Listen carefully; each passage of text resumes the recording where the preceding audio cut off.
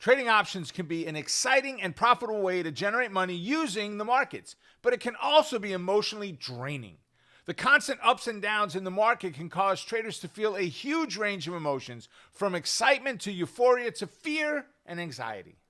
The key to long-term successful options trading is learning how to manage these emotions. Here are some tips to help you do just that.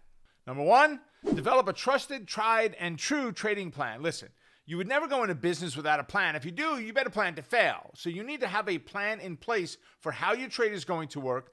Use 4 keywords: identify, enter, manage, exit. Break them down into 4 separate components and build a system out from that. Number 2 is set realistic goals.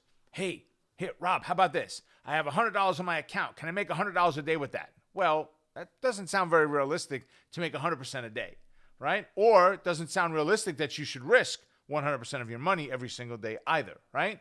So the goal here is to be realistic with what you're looking for. What is a realistic goal? On an options trade, can you make 5 or 10%, 20%? Can you get a little bit higher and hit a home run? Absolutely. But don't go crazy with what you believe is going to happen there. Number 3, know the difference between the P&L or the rate of return. What is that? Well, the P&L is how many dollars did I take in, right? Oh, I made $100. That's great, but if I put $1 million in to make $100, it's not a very good deal. Instead, I want to know what my rate of return was. If I put in $100 and I made $10, I made a 10% rate of return. You may say, but Rob, I can't do anything with $10. I can't even take the family to McDonald's anymore for that. I get it. But then if you needed a higher dollar amount and you put $100 in, I could still get 10% if I put $200 in. Now it's $20.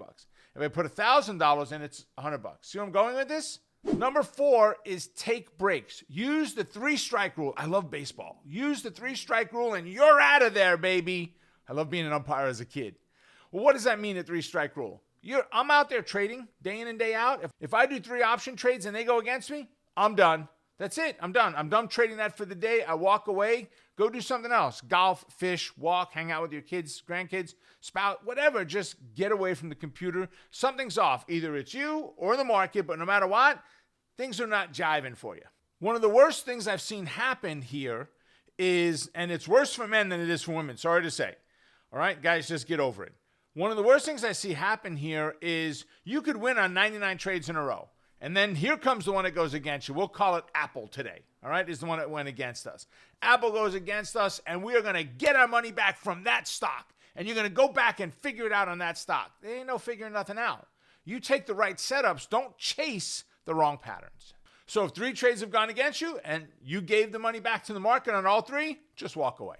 Number 5, stay disciplined and follow your rules.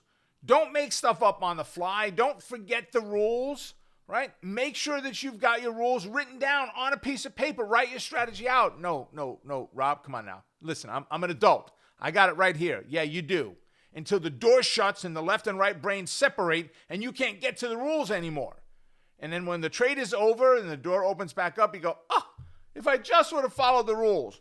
Write them down. Stay disciplined, stay focused, and follow those rules. I want to tie the rules back to something else. Let's say that we're going to take a car trip, right? And I told you that you're going to go down to Tampa, Florida.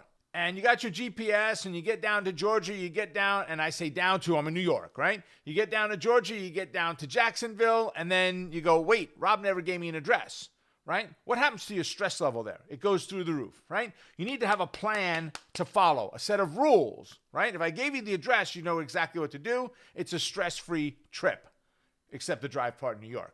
But if you don't have those rules, if you're not following those rules, what's happening there? You are flying by the seat of your pants. You may have this great high one moment and this massive crash the next. So follow those rules. Keeping a trading journal is number 6. So what does that mean, a trading journal? It means literally a notebook. And write every trade down that you do. You don't need a full page for one trade.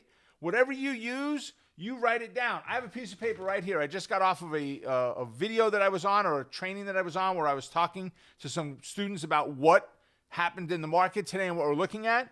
And I wrote down the symbol of the stock itself that I was looking to trade. I wrote down the time that I took the trade. I wrote down the strike price, whether it was a call or a put.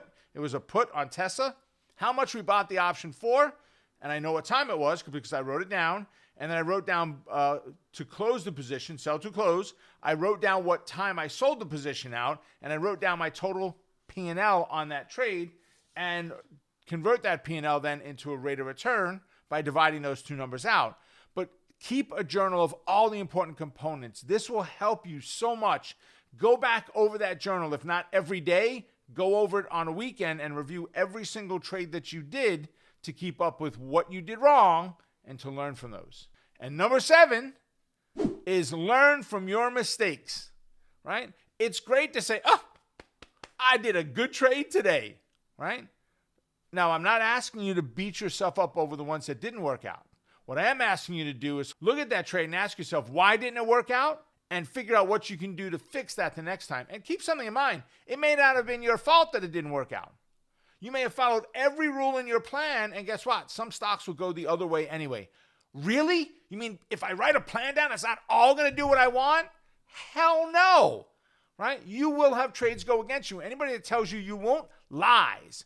Learn from what happened and improve upon your trading plan from there. By following these tips, you can effectively manage your emotions and make more informed trading decisions. Remember, options trading is a marathon, it's not a sprint. Successful traders are able to stay calm and composed in the face of the market volatility. Until next time, make it a profitable day. Stay focused on the quest to becoming a great trader. Keep crushing it. And remember, you're just one trade away